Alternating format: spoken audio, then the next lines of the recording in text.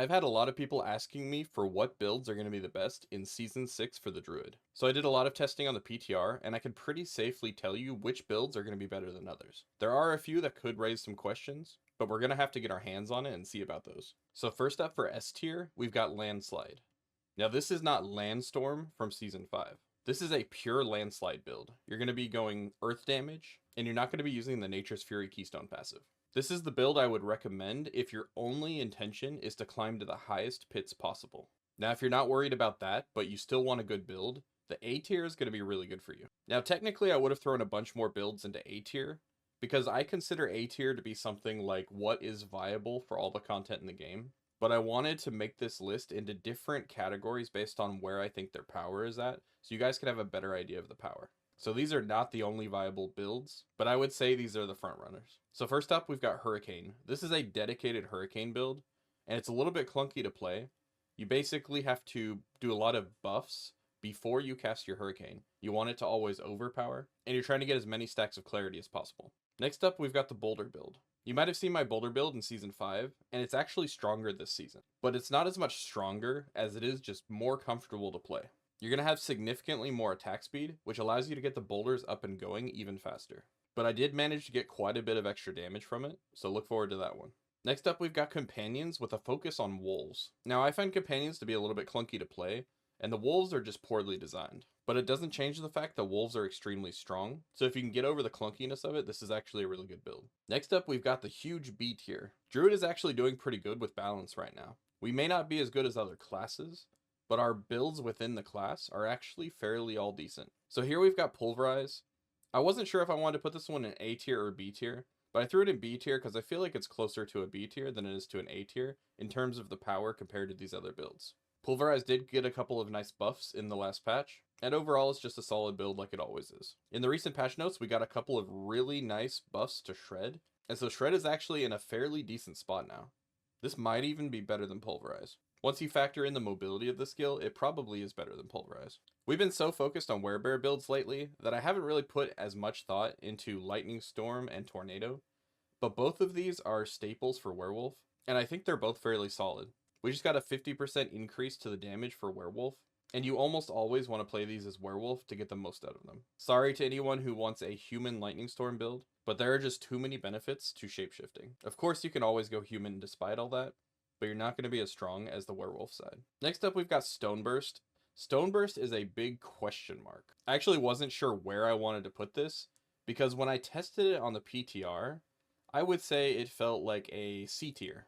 Except for, of course, when it glitched out and did billions of damage to everything because it did more damage based off of the number of enemies around you. But once you got to a boss, you felt like you were hitting with feathers, and not Spiritborn feathers.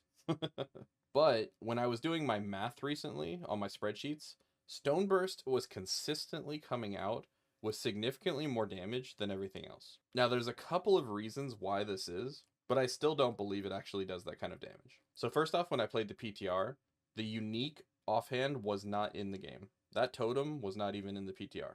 That totem gives an 80% chance to double cast, and it gives 15% damage for each size increase you get on your Stoneburst. Not to mention a few ranks to the skill itself. They also buffed the base damage for Stoneburst from 0.8 to 1.2. That's a whole extra 50% damage. So based on math, this could easily be an A tier, but based off my play experience, it's probably going to be a B tier. But I've really got to get my hands on it and see where it's at. Next up, we've got Stormclaw.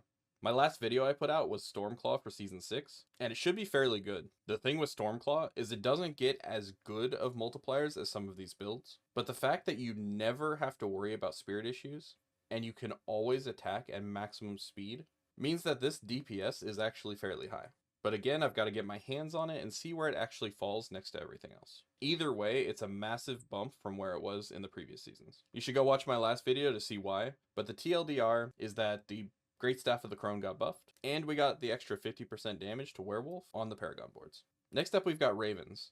So the reason I put this here, even though it's part of the Companions build, is that I think focusing on Ravens as your main damage source is actually a viable build, and it ends up being a lot less clunky than running with Wolves. Now, you're not going to get the same kind of DPS that you could get running Wolves, but you're going to have much bigger AoE, and it just feels nicer despite the fact that the damage is lower. So this is an option as well. For our last one in B tier, we've got Trample, and this is for Trample Slide mostly. As you might know, Trample Slide is more of a Landslide build, but it's kind of like the speed farming version of it, or just a different gameplay loop. Now the reason this falls into B tier is because by default, you're wasting an aspect slot in order to turn Trample into an Earth skill. That's just a massive multiplier you lose right off the bat. It's also fairly hard to get your landslides from Trample to actually hit the enemy correctly, but it's a viable build for people that love playing it. Next up, we've got Wind Shear in C tier. I'm a poet and I didn't know it. So the reason I put Wind Shear into C tier, despite the fact that it probably has the damage to be in B tier, is because I don't think people like playing it, and it's just not a very good build when it comes to quality of life.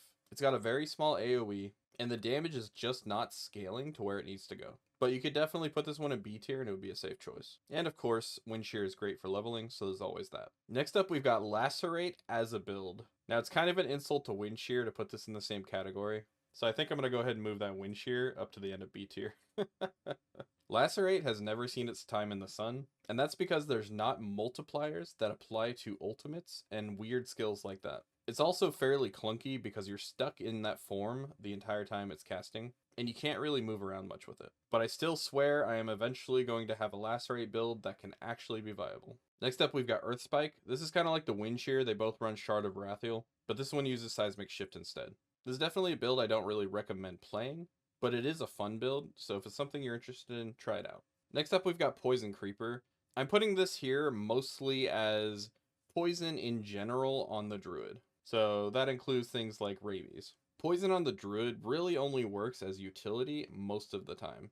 There are a few exceptions, like in the past we had the Poison Shred, but poison on the Druid just doesn't feel very good. If you are going to run poison, you probably want to run the Wind Shear, but technically I tested the rabies on the PTR, and it can be done with the new aspect, but it feels pretty bad. Same goes for Endarials and other types of poison like that.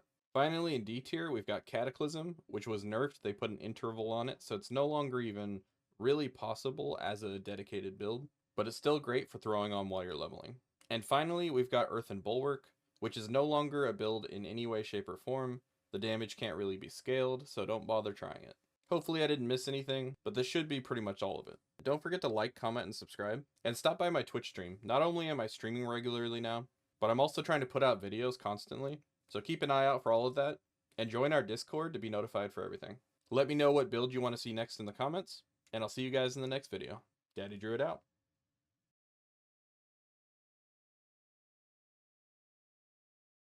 Let me just readjust this list here. Got Stormclaw and Lacerate. Seems about right now.